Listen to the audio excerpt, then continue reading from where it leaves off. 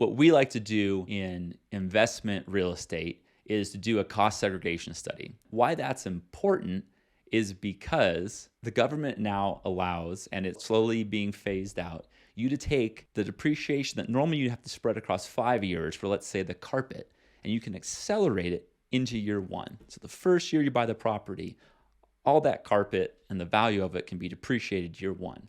And you can go 10 years and it could be the kitchen cabinets. I don't know if it's 10 years for kitchen cabinets, but you get my point. You can take these things that normally have to be spread out over 5, 10, 15 plus years, and you can pull them down to year one. And you can get that big depreciation loss on taxes year one.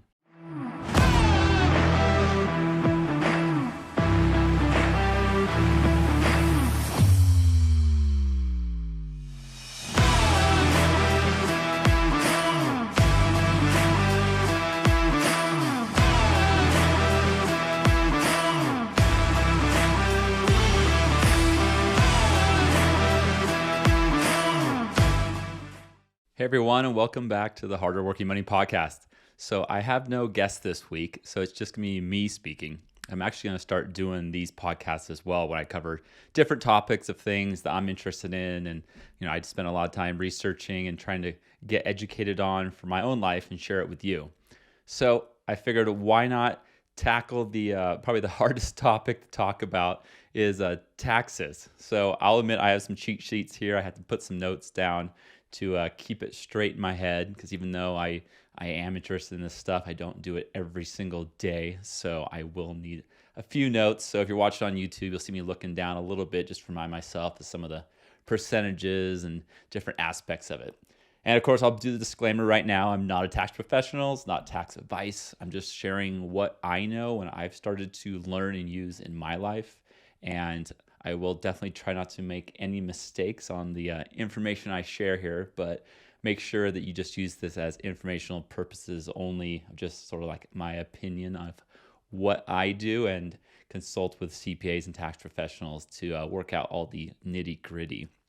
So I'll do some generalizations here. I'm not going to get down to the exact percentages, and there's always caveats to all the things that I talk about, especially with taxes, because taxes are not simple. The tax code is thousands of pages, so you definitely have to make sure that you don't just take something you find on the internet and apply that. Okay, so let's talk about taxes and why is it important. So taxes are most likely the biggest expense in your life. If you are a business owner or a professional, you're making a six-figure income or higher, you're going to be spending more on taxes than your mortgage and other things like that.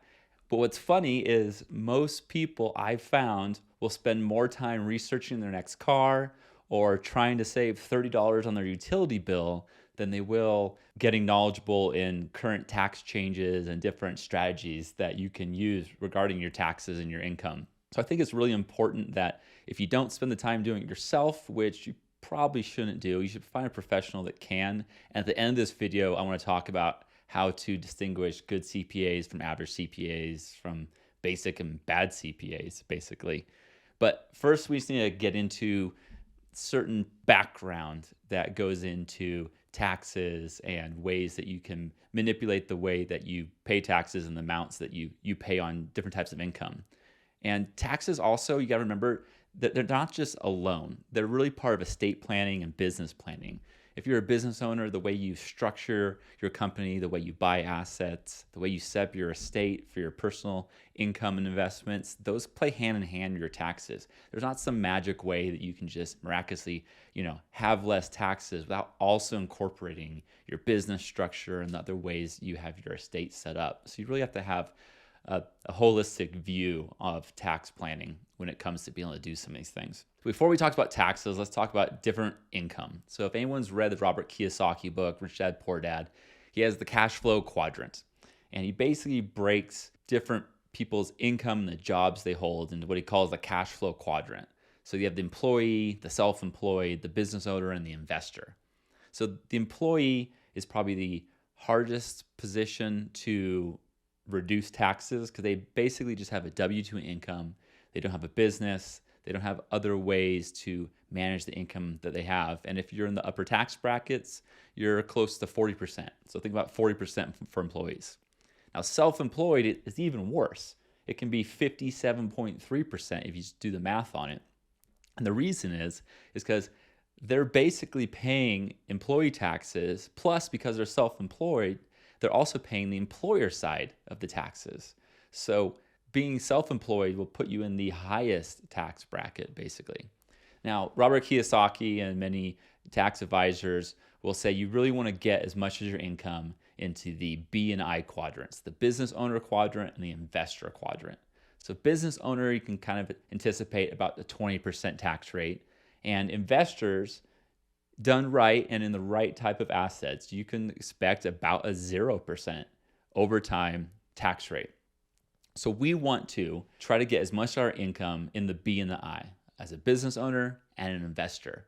And that's something you should be thinking about, especially if you're currently self-employed or as an employee, is how you can start readjusting your career or work life to get some of that income into the business owner investor category, because that's really where you can do your best tax mitigation. So we've talked about that. Now let's talk about types of income. So not where they're coming from and how you're employed, but the type of income. So you have three types of income. You have active income, passive, and capital gains or portfolio. Depending on who you talk to, they'll call it capital gains or portfolio. So active income is what you actively do for a job day to day and how you make money. You can do it through your company, you can do it through a W-2, but this is how you spend your time and what your main job and career is. It's the easiest way to think about it. You're actively involved in creating this income. Now, passive income is income that you're not actively involved in producing. So if you go invest in a friend's company and it kicks off and you own, let's say, 20% of it, and it starts kicking off income, that would be passive income.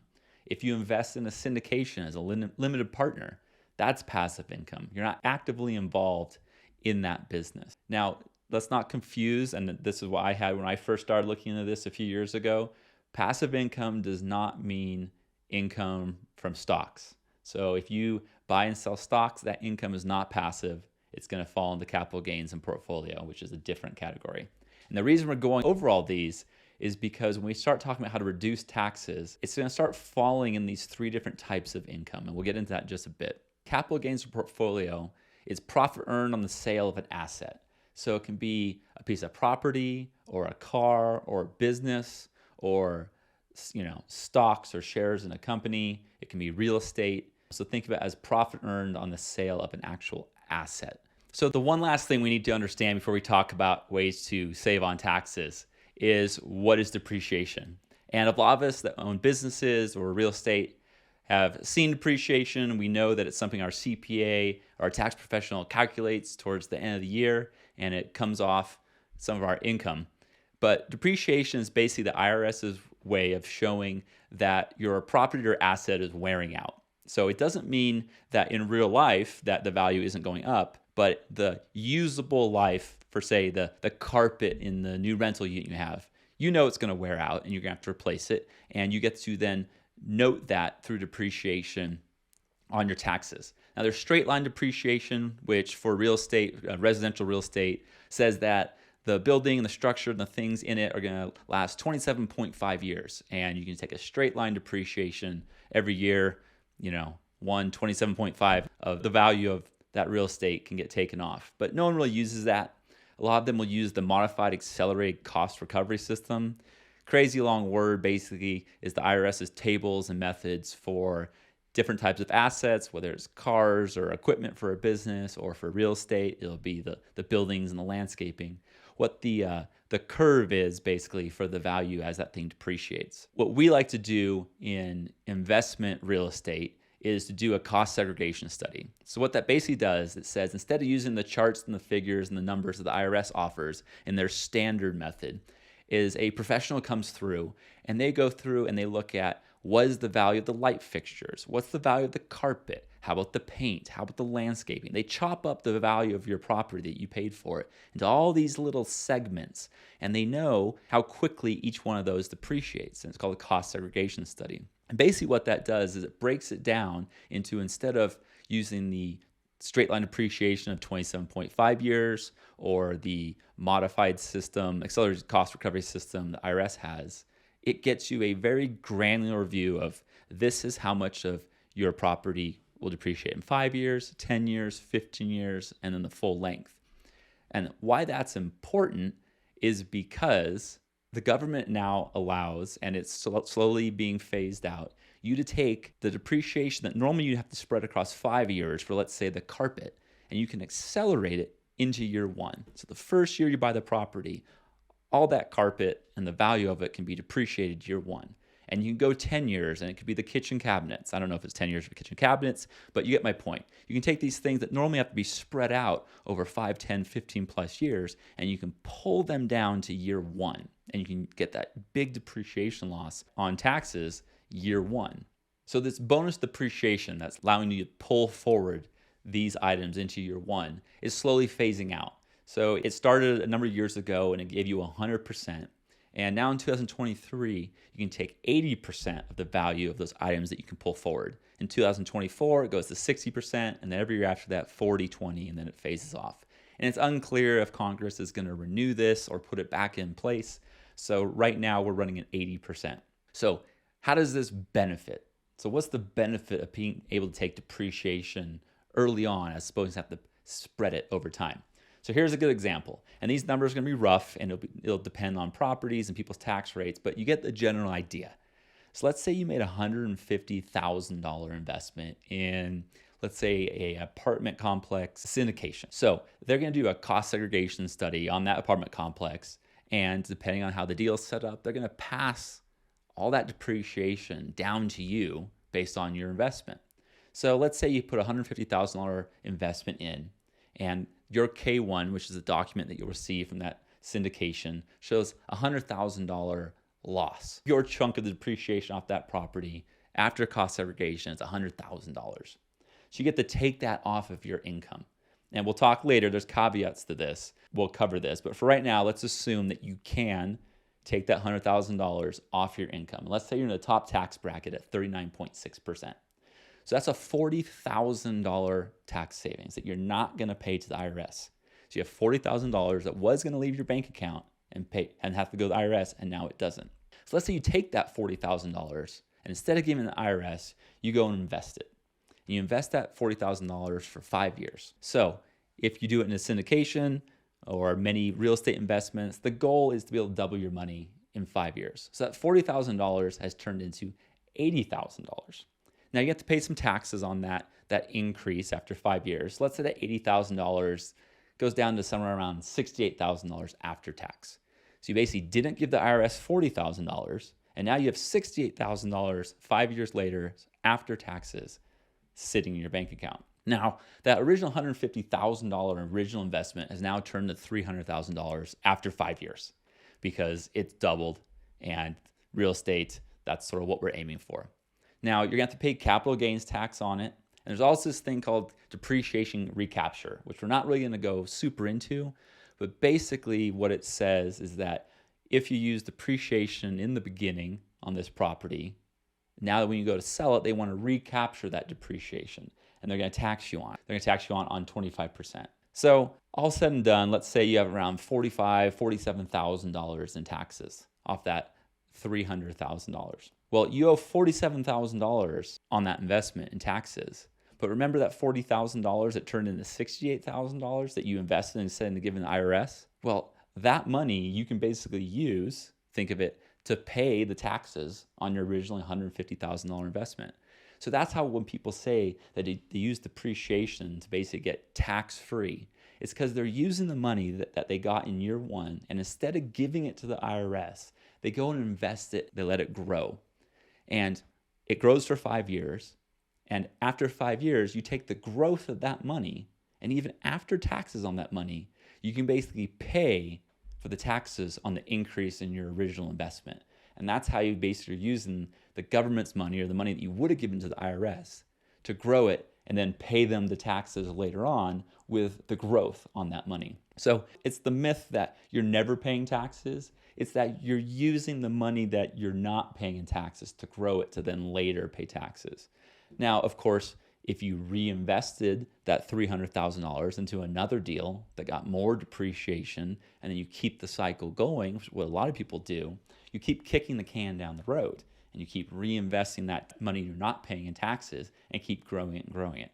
At some point, you will end up paying taxes, but the goal is to pay the taxes with money that you grew and earned with the taxes you didn't pay earlier on. So there's a huge caveat to this, and you'll see a lot of talking heads out there with real estate talking about how real estate pays no taxes and the depreciation is the way you do it. So remember how we talked about there's active income, passive income, and portfolio or capital gains income. So the IRS basically says that if you have a loss in one column, active income or passive income, you can't use it in the other bucket. So if I have this big K1 depreciation loss in a passive investment, I can't use that loss to offset positive income in, let's say, my active income. Let's say I have a W-2 job where I made $100,000 and I have a K1 investment that shows a depreciation loss of $100,000. You can't wash those together because they're in separate buckets. Now, many times when you hear people saying that you can, there are exceptions. There's the real estate professional, which is the big one that everyone likes to use. And a real estate professional basically says, it's an IRS designation that basically says that you are a real estate professional and you earn the majority and the most of your income in the real estate acquisition, improvement. There's a whole list of, verbs that you have to hit, and you have to do at least one of those. And if that is your career and that's your primary main source of income, you spend at least 750 hours a year doing it, or 500 hours a year if you're doing short-term rentals like an Airbnb. You get this designation of real estate professional. And the biggest thing it allows you to do, it allows you to take losses, let's say that K1 loss that's in your passive bucket, and use it to offset gains in your active income. You obviously can tell it's an awesome way to save on taxes, because now you can blend these gains and losses depending on what bucket they're in together. And it allows you to then do investments where you get nice losses. You can have income in your active income, and they will basically wash each other out. Now, if you can't get real estate professional status, it doesn't mean that those K1 losses from depreciation in your passive bucket aren't useful. So you're going to get cash flow off of these investments after year 2, 3, 4, 5. You can use your passive losses. They'll carry forward after year 1 into year 2 and all the way down. So when you do start getting income in your passive bucket, you can use these, accumulated losses to offset it and not pay taxes. Also, when the property ends up being sold, consult your CPA. It releases some of these losses and they can flow into the capital gains bucket if the property is sold on that year. The point is, they don't get wasted. They just can't be used to offset active income like your W-2 or income from a salary that you get. So what are some ways around that?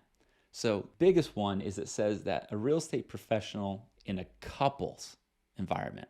So let's say that you're a dentist or a doctor, or you're a tech executive, or you have a W-2 job and you make a lot of income. Well, what you can do is you can have your spouse become the real estate professional status. So the easiest one is Airbnbs, because you only need 500 hours. And it's pretty easy to get to 500 hours, which is basically a 25%. There's 2,000 hours in a standard 9 to 5, so 500 hours is a quarter job. You can get real estate professional status using short-term rentals, which is only 500 hours, or have them become a real estate agent or start managing a few small rental properties you have and get up to that 750 hours.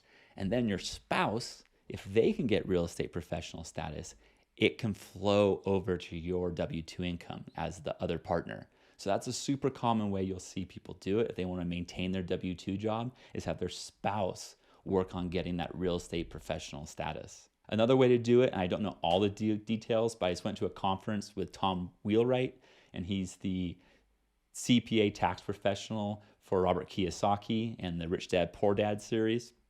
And he was saying that if you own a business, that it can be placed in a certain type of trust where the income then coming out of that trust to you is considered passive. And it's another way to work around. That's more advanced strategy. I don't have all the details on that. That's something I'm actually going to look into fairly soon. That's something else a more advanced CPA and tax planner could talk to you about, with the advantages and disadvantages of that. But he said pretty unequivocally, if you have a business and you need to get it from active income to passive income, totally a way to do that. If you have a W-2, real estate professional status for your spouse is probably the best way. There are other investments we'll talk about here in just a minute that don't have that limitation where you can get a loss against your active income. Okay, I had to jump in here real quick. I hope you're loving this interview as much as I am. To get all our content and stay up to date, make sure you follow us on social media under Brian_O'Neill_investor on Facebook and Instagram. And also remember to follow this podcast if you're listening to an audio. And if you're on YouTube watching the video, make sure you subscribe to this channel. Okay, back to the interview. Okay, so let's stop talking about real estate for a minute. Let's start talking about oil and gas investments. So why oil and gas investments? Now, this isn't investing in Shell or Chevron or a mutual fund. This is investing directly into operators that drill for oil and gas. So how does it work? It's basically a fund or a group, like a syndication, that you buy shares into, and you're a part owner in the fund of that year that goes out and buys properties and oil wells and works with operators to drill those wells. So oil demand is still forecast to increase throughout the world, regardless of renewables coming online and regardless of a recession. If a recession did hit, the forecasts still show we're going to have demand increase. There just won't be as much demand increase. There's not going to be a drop in demand. That's a big thing to recognize, because when you watch the news, they talk about oil prices and oil supply, but really you want to look at the demand. Is the demand going up? And the demand is going to go up over the next 5, 10, 15 years, regardless of everything else that's going on. And investments in oil and gas exploration, especially by the big players, has been cut significantly, partially because of pressures from ESG. So investing in these mid-sized and smaller players who are boots on the ground, buying property, buying oil wells, drilling them, producing it, and sending it to market is a great place to invest money. So what's different about oil and gas investments? Well, the U.S. government wants oil and gas exploration. Regardless of what you see in the news, the tax code has very unique features in it for oil and gas exploration. So there's this thing in oil and gas exploration and drilling called intangible drilling costs. That's basically everything but the actual drilling equipment, the pipes, the sand, all the work that goes in to drilling, except for the actual drilling equipment. And it makes up 60 to 80% of the total cost to drill a well. And the US government, the tax code, says that you can depreciate that 100% year one. And that is not like the real estate cost segregation, accelerated depreciation we talked about. That is hard coded into the tax code and isn't expiring. So how does that benefit us as an investor? Well, what you can do is that invested properly, you can have a working interest in these companies. So basically you get placed as an investor general partner year one, which makes you actively involved in the business according to the IRS. And what that does is when those intangible drilling cost depreciation items come through year one, they flow through to you. But because you have an active interest in this drilling entity, it comes through as an active loss, which means, remember that those three buckets we talked about, active income, passive income, and capital gains or portfolio income, it comes through in the active bucket, which is great because you can offset W-2. If it all gets used up there, I believe in many cases it can flow down to capital gains. It's the best place to get a loss to come through. So after year one, what happens is they move you from a active general partner down to a limited partner to reduce your exposure to liability and things like that. But you still get that active loss. One thing to remember, however, is that once you start making money back from this oil and gas investment, because you started it as an active interest, that will be active income coming to you. So you have to remember that in the future, that when that money comes back, it's going to start coming back as an active income. But oil and gas, I would say, is probably the best way if you can't get real estate professional status and you don't have a lot of other passive income. You really need active losses. Oil and gas is a great way to do that, done correctly. Now, when you do these funds and you go with these partners, you have to make sure because they have different classes of shares, and you need the one that gives you an active interest so that you can get the active losses. But for example, I'm looking at my 2021 K1. I put $100,000 into one of these investments, and I have a $98,000 active loss that came through on my K1 for my 2021 taxes.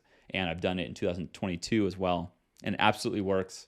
If your CPA or tax professional doesn't know what it is or says it's, something fringe, it is not. So I went and saw Tom Wheelwright recently, and he's the CPA and tax advisor for Robert Kiyosaki in the Rich Dad, Poor Dad series. He had a very good analogy to when someone says, is that an aggressive CPA or is that a very non-aggressive CPA? And he basically drew a chart, which was the knowledge of your CPA.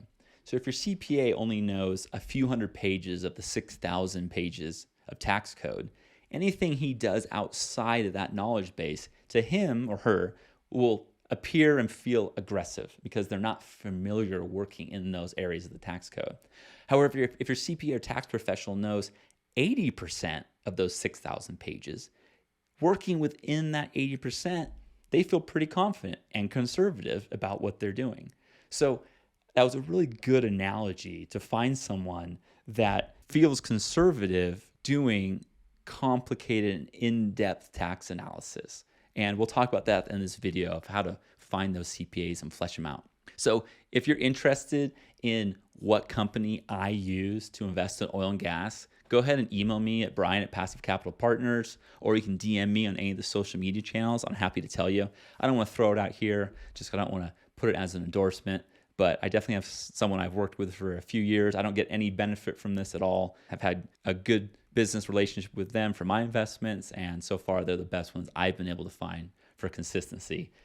I've talked recently to someone that used to work for operators as an analyst in the oil and gas industry, in these operators that boots on the ground, and they pointed out sort of a long track record of the original people is something good to look for, because sometimes there's some shady business that people sort of fly by night type operations in oil and gas, and you really want to make sure you find a company that's been around a while, is operating correctly, has the investors' interests in mind. That's a big thing. So I found one that I believe is good. I'm happy to share it with you if you're interested in it. So another thing I learned at this conference, and previously from another CPA friend, was how to pay your kids through your business. And it's not what you probably have heard on the internet before, which is pay your kids through the business, give them a paycheck, and as long as you keep it below a certain number, it's basically tax-free. That is sort of true, but there's a caveat to that. So if you have a business as an S Corp or a C Corp, and you go to pay your kids, so let's back up real quick. You can pay your kids $12,950 in 2022, and basically they're not going to pay much taxes on it. However, you have to remember that when you pay through your business, that even though your kids most likely are going to be exempt from FICA and Medicare, your business is still going to have to pay that FICA and Medicare. You're also going to have unemployment insurance that is going to show up. Your unemployment insurance provider is going to see that salary and that money going to your kids, and they're going to charge you unemployment insurance on it. Your workers' comp is also going to put workers' comp on top of it, and you're going to pay those fees. So there's a way around it, which was really interesting, which is you create what's called a family management company. And it's not complex. It's basically just a sole proprietorship, and it's taxed as a disregarded entity. And what it does is it uses basically a loophole that says if you're a sole proprietor, you don't have to withhold FICA and Medicare from paychecks to your kids. So what it does is it basically allows you to save 7.65% plus unemployment insurance fees, plus any workers' comp and other expenses that are tied to payroll. If you basically pay your kids through a sole proprietorship, that's just a disregarded entity. It just sits on the side, it still flows through. And the way you do it is you set them up as basically working for that sole proprietorship. You have a contract between the sole proprietorship and your actual business. Your actual business will pay the sole proprietorship as an expense for your kids' salaries, and then their kids' salaries and wages will be paid by that sole proprietorship. So you can pay your kids $12,950 in 2022. It's a great way to shave off some income and send it to your kids, basically.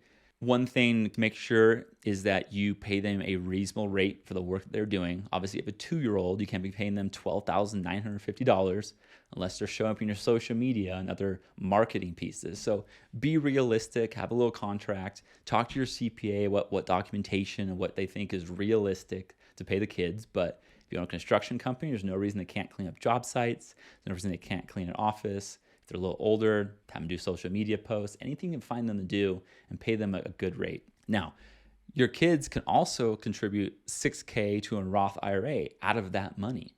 So that's a great way to build a Roth IRA, basically with tax-free money going through your kids' Social Security number, basically. So this also falls outside the annual gift tax because you gift $16,000 in 2022. It falls outside that, so it doesn't exclude you from doing gifting as well. And like I said, pay them a reasonable wage, document their hours, have a contract, and set up a contract between your business and this sole proprietorship. So if you think about that, if you have 3 kids and you paid them each $12,950, the tax savings alone by doing one of these family management companies is $4,000 in taxes. And I estimated expenses a little bit of what workers' comp and things like that. So super easy entity, doesn't complicate your taxes that much. A little bit of paperwork, and you're going to save $4,000 a year on taxes doing that. So let's talk about CPAs. So CPAs. Okay, CPAs, basic CPAs. The CPAs that work within that 20% of the tax code, and they're very comfortable there. And that's where a lot of people have a W-2, don't have a lot of investments, don't have high income, sort of operate. And unfortunately, us as business owners, you start small and you've started to grow, or you're a professional, now you're making a good amount of money. We stick with our CPAs too long. And many times we outgrow our CPAs and we don't realize it because we don't spend enough time searching around, seeing and learning how to analyze, is my CPA a good fit for me? You shouldn't have to learn the ins and outs of even the things I just talked about and these methods to save on taxes. This is really your CPA's job to advise you. So if your CPA is basically sitting and you kick them a question and they give you an answer, you give them a question, you get an answer, or you give them your tax documents and you get answers back, that is not a good CPA if you're making 6 figures and you want to save on taxes. You need a CPA that has a much more holistic approach that really looks at your entities, is advising you like, hey, you may want to get into real estate, or maybe you should look into these investments. Or, hey, if you do this and this with your kids, we can save you $4,000. They need to be really putting a plan together. And when I've gone out looking for different CPAs, the more holistic ones will typically have an upfront fee to bring you on board. So they're going to spend a lot of time going through your history and trying to figure out, how do we get you in 3, 5, 7 years to where we want to get with your investments and your ability to save on taxes and make you efficient. And if they're not doing that, and they're mostly just answering questions, you're going to them saying, hey, I want to do X, and they go, okay, that's fine, do X, Y, and Z, and this is what your taxes will be. That's not a great CPA. A good CPA, I found, costs more. If you're spending $1,000 or $1,500 on your CPA and you haven't done a lot of planning, or you're not talking to them a lot and they're not reaching out to you, really trying to set up your structure and advise on investments and different ways that you can be investing your money to avoid taxes or to utilize tax strategies, they're probably not charging you enough to do that, because that takes time and they have to have less clients. And to do that, they have to charge more.